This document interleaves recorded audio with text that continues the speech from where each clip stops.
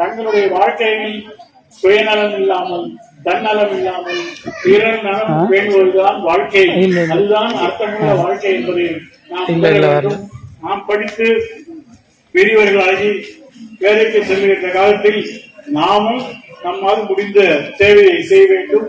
நம்மால் முடிந்த மக்களுக்கு, நலிந்த மக்களுக்கு நாம் உதவி செய்ய வேண்டும். அப்படித்தான் பேராசிரியர் கல்யாணி அவர்கள் இந்த முயற்சியிலே இந்த பள்ளியை கட்டியிருக்கிறார்கள். அவர் பிறந்தவுடன் ஏதோ ஒரு ஊர் தென் மாவட்டத்திலே இங்கிருந்து 500 கிலோமீட்டர் தங்கி இருக்கிறது.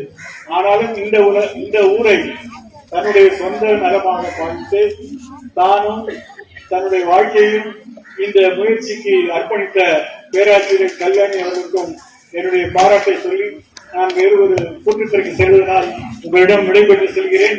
என்றைக்கும் உங்களிடம் நான் இருப்பேன் என்று சொல்லி வாழ்த்து விடைபெறுகிறேன். வணக்கம்.